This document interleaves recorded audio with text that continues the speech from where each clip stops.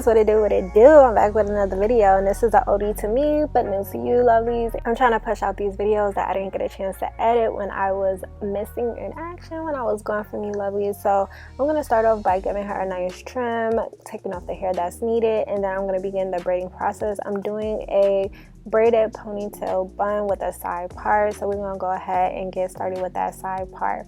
And I'm basically sectioning her hair into 5 sections.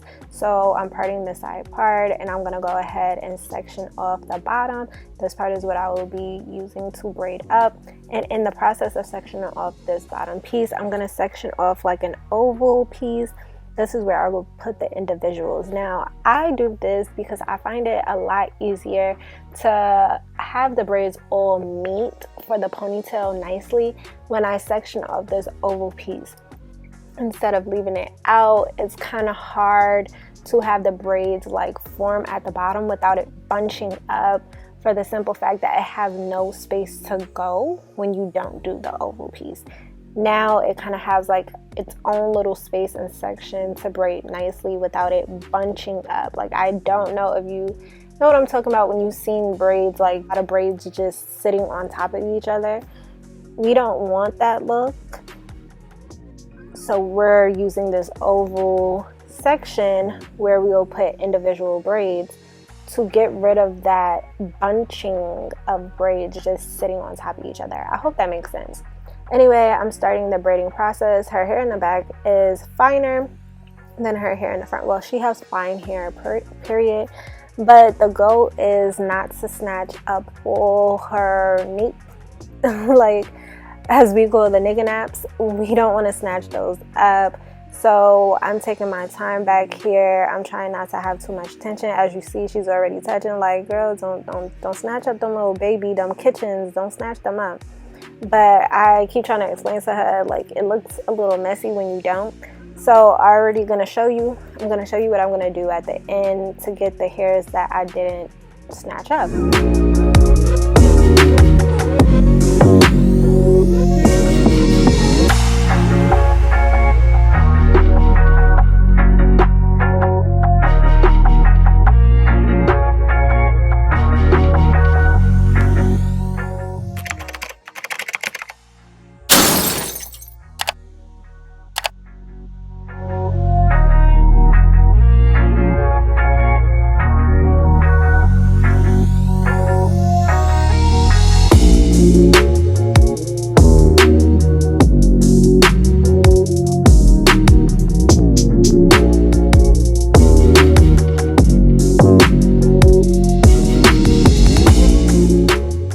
Focusing on the oval where we're going to do 4 individual knotless braids.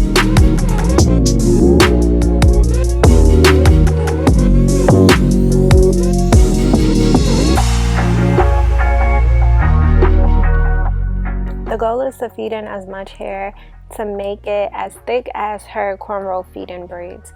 We tend to make these braids here in the middle, if you even decide to do them, skinnier than the cornrow braids, for the simple fact that we don't take an initiative that we want them to be the same size. But always remember to make sure that all your braids are the same thickness so that everything blends nicely and well.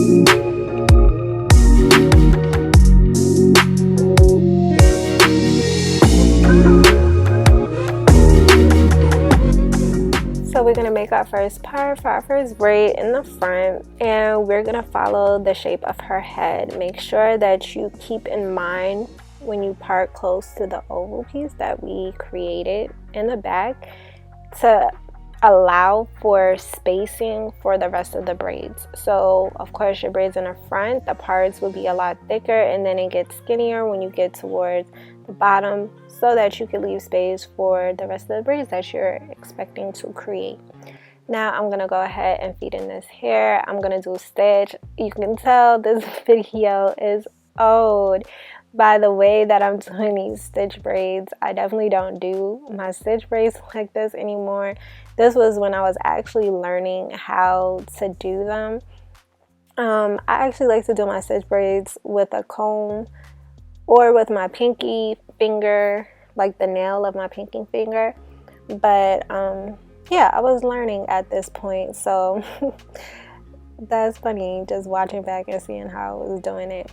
Anyways, I'm using some Shine and Jam to put on her ends so that we can blend it into the braiding hair and tuck it as we go, and I'm gonna braid straight down. Now I'm just gonna go ahead and pre-part. I just felt like pre-parting will give me an idea of how many braids I want to do, and making sure that they all line up to the back, like I said, without it causing any bunching up when we get back here. As you see what I'm talking about, I'm leaving space so that I can have enough space for all of my braids that I want to create to line all the way back, to fall all the way back without them at the end going over each other. So once I finish these pre-parts, you're going to see exactly what I'm talking about, and then we're going to get started with feeding in the hair again.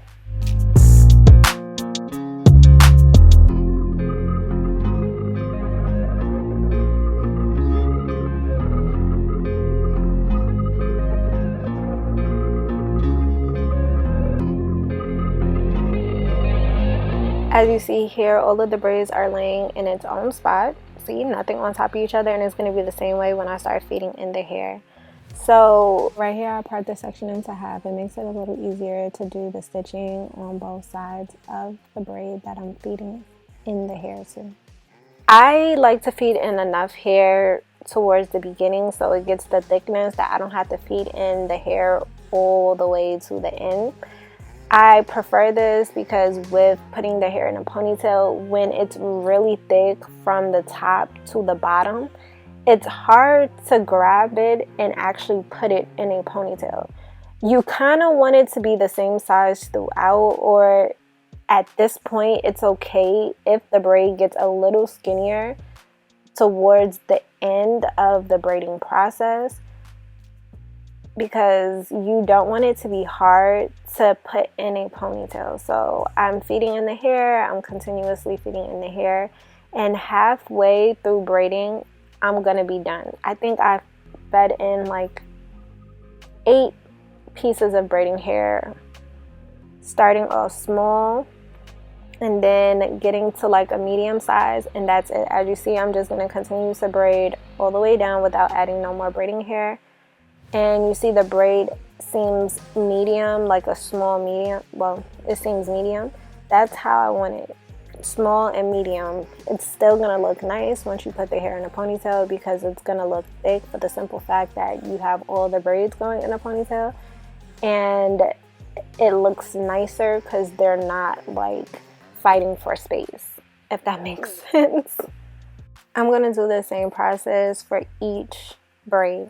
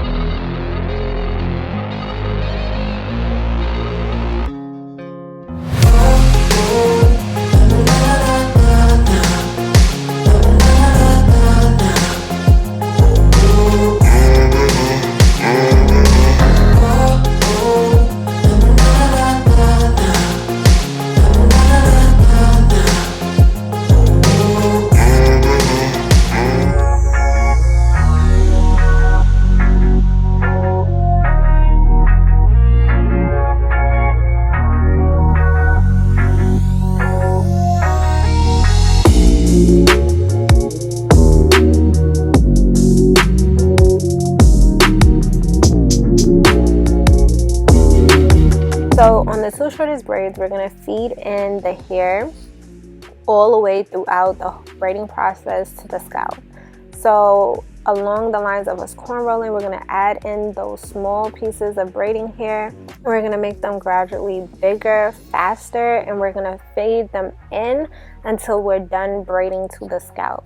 Unlike when we were doing the longer length pieces that we needed to braid, the longer length sections that we needed to braid, we stopped halfway through and I only fed in 8 pieces of braiding hair. This time we're feeding it all the way until we're done braiding to the scalp. It's because that's what's going to help us give the thickness that we want without it being too bulky at the end, but still being thick that it's going to match the rest of the braids.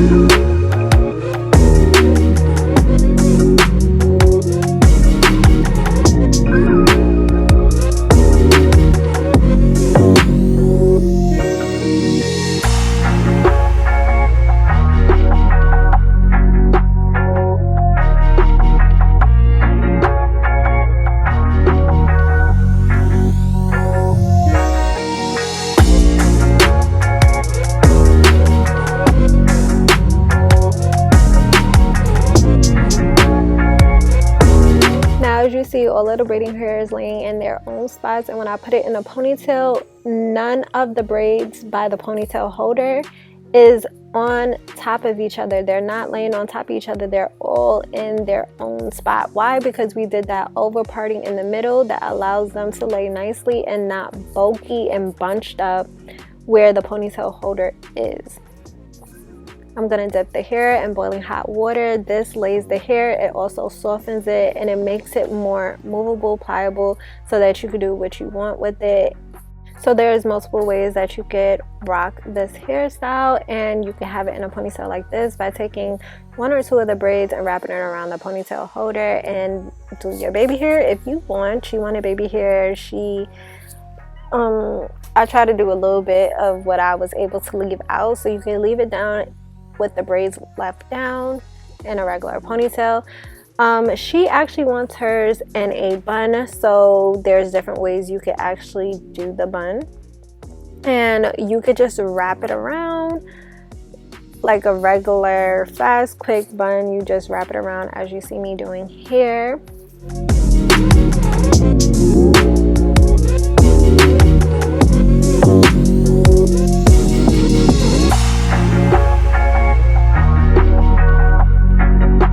You could put it in one braid and wrap it into a bun like so.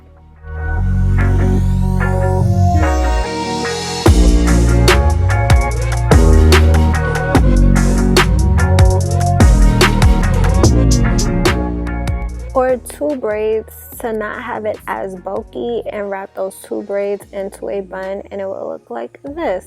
Now here's what I'm talking about. I'm using SPRITZ so that I can lay all of those kitchens down and make them look nice and smooth. I'm moisturizing her scalp with her butter that she wants me to use for her scalp, and then I'm gonna go ahead and seal everything in with some mousse and some oil sheen, and we are done.